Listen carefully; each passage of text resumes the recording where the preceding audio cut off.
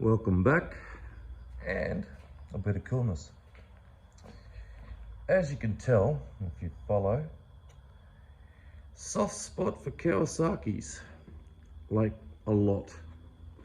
And yes, that Kawasaki sign came from a dealer themselves on a trip to Japan. They handed it to us. Pretty cool. Anyway, Z9.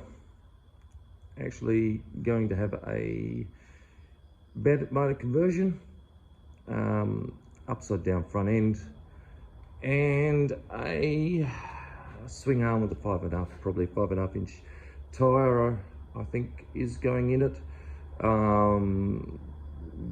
Still not decided on twin shock versus monoshock, but this is a Bitzer. It's a leftover frame with bits chopped off it. Typical hadadry. Motor's long gone. Just some snotty tanks and a frame. So it's a pretty good candidate for the trusty Bandit 1200. Now, we love our Kawasaki hotness, don't get me wrong, but this is one, it's going to be at 1200. So, as with any of the front and rear end conversions, this is what the table's built for, plus rectification, modification, lots of different things. But the primary driver when I first designed it was actually for front and rear end conversions. It just seemed to me that you were taking way too much into, I hope it's right, and not nearly enough of knowing things are right. So that's where the first kernel of the idea happened, probably close to, yeah, it would be 10 years ago now. The main base has been about 6 years. I've been working on it, extending its capabilities. Pretty much had the design in my head, but as I've gone along and the needs arose, I've been able to make some of the tooling happen. And one of them I'm going to talk about soon, but let's just start with frame goes into the table, plumb bob through the center, blah blah blah. I've shown it before, it's in the videos, but the frame is held perfectly square to the center line and perfectly perpendicular. It's actually all datum lines, and that's why there is a plumb bob on a linear rail that runs all the way down the center of the bike. And I have my pointers and my measurements, and you can see if the frames are right. And rectifying it is a whole other kettle of fish, and I've shown it before. That's all these other styles of assemblies and things that, like the frame that's welded around this out of some RHS, all go onto the table and allow me to do what I need to do. So this one wasn't too bad. Like I said, had been modified at the past. The hangers had been taken off the back and the grinder taken to it, and unless I go in there and bloody fill it all with bloody silicon bronze and hand file it for about 30 hours, it's always going to have someone's heavy-handed grinder marks. See that? That is someone with an angle grinder. So I've already taken the engine mounts off the back, the side bottom, and also the one on the side. I'm going to remanufacture all new ones to suit the motor. But it wasn't too bad. At the back, maybe touchdown, not even worth fixing. Shock mounts to center within a bloody mil to 2 mil, and that's amazing. That's pretty cool. But in the front end,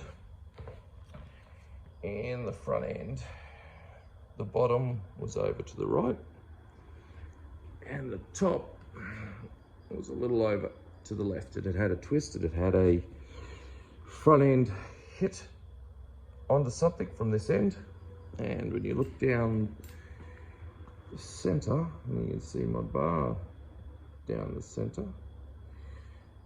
I can actually work that out by measurement and sign calculations, and it's past what is sort of, we use as tolerance for that sort of thing. And on a frame like this, it's not a huge deal for me to fix it. So as I'm making a bit of a special out of this one,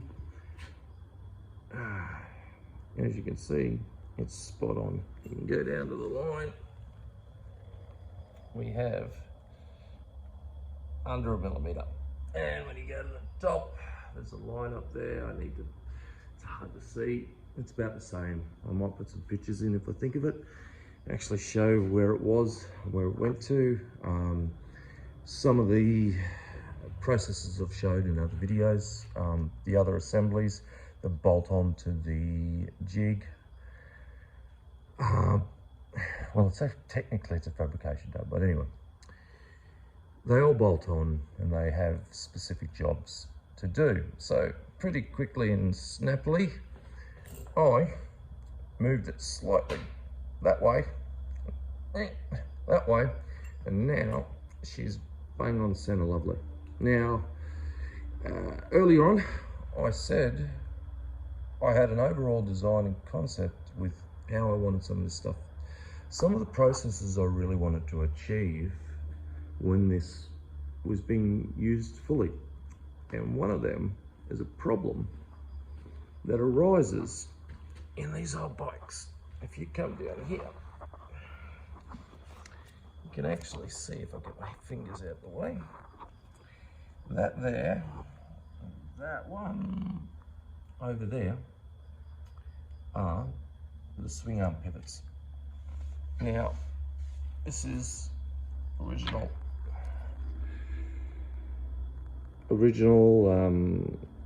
axle, and there's way too much movement in the hole like this from the factory. It is actually part of the reason I believe that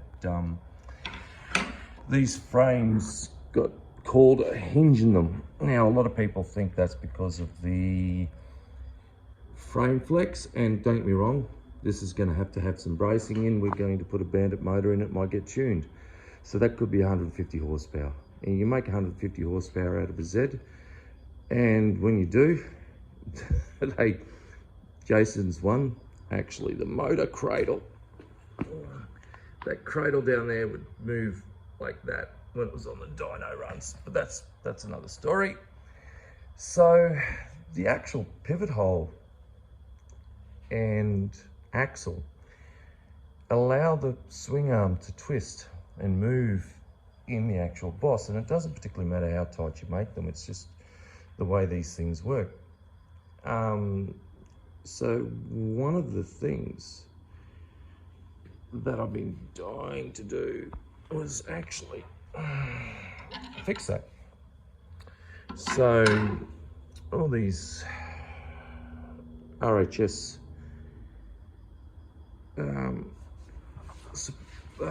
bracing go down to the table, and that was all done while the frame was jigged between my assemblies.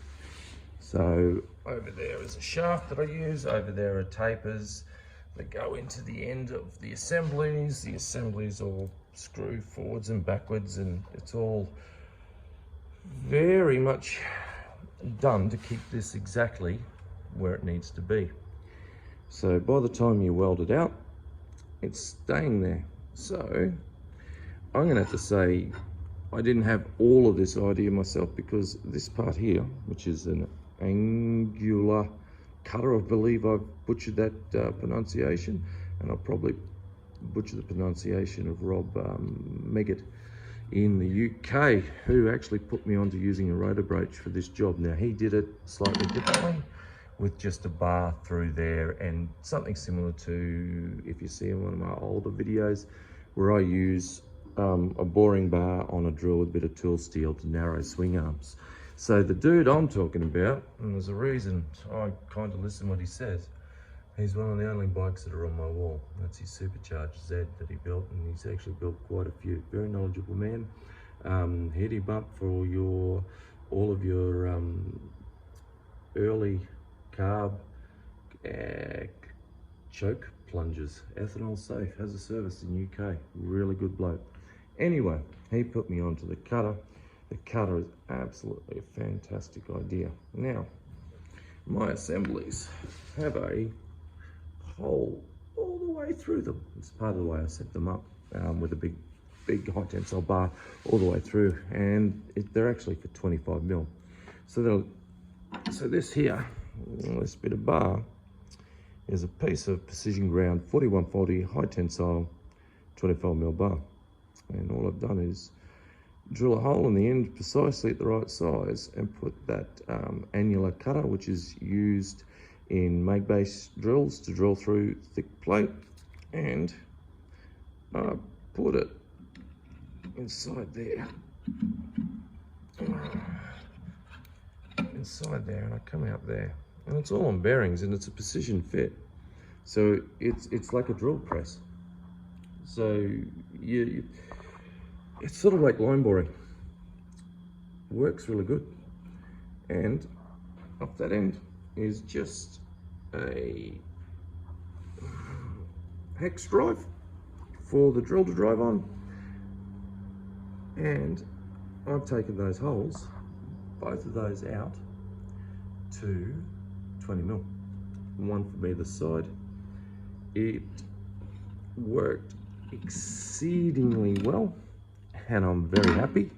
So, well, I'll actually show you. So one of the reasons that 20 mil is such a cool size is a lot of the swing arm conversions, so any of the 90 era bikes, anything other than the more modern sports bikes, use about a 20 mil swing arm pivot. It's fairly widely used. So that's another piece of this precision ground 4140. I put a groove in them exactly in the middle, and that's actually what goes into the frame, center of the frame between those pivots, which is datum on this era of bikes. It changes on the later ones. Plumb bob down onto the table where there's a scribed line, and it moves across up here, measurement back to here, datum points. I can actually put a swing arm back in and datum the frame and the swing arm all at the same time when I'm centering the rear rims, when I'm doing the front and rear end conversions. That's the way it holds in there. So, another piece of that bar. If I go like this, and I get that through there, and I'll use some of this to make a new axle. It actually means I don't need shoulder bushes in the conversion. It's stronger. It's gone, the bigger size has allowed me to go to a machine style of fit. So if you actually look, here we go. Let's just, that actually takes it's still got to be just a little bit cleaned up. But that there, and once it's tightened up, there's actually zero movement. We use it in engineering.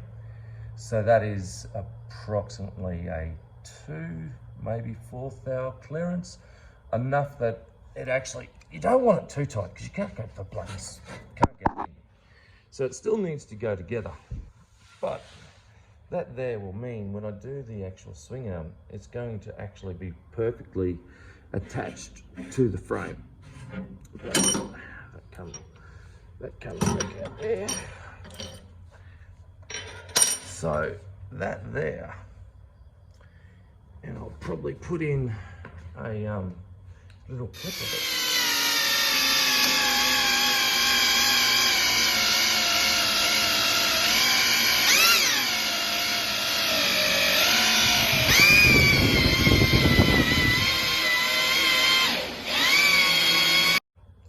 But the ability to do that, I just really loved it.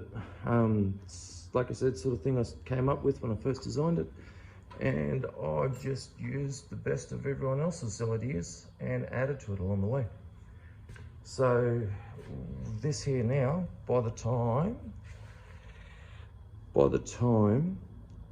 I get that front and rear end in and the motor in there and a bit of bracing, So your typical type Z, something up in here, something in there, something in there, something everywhere.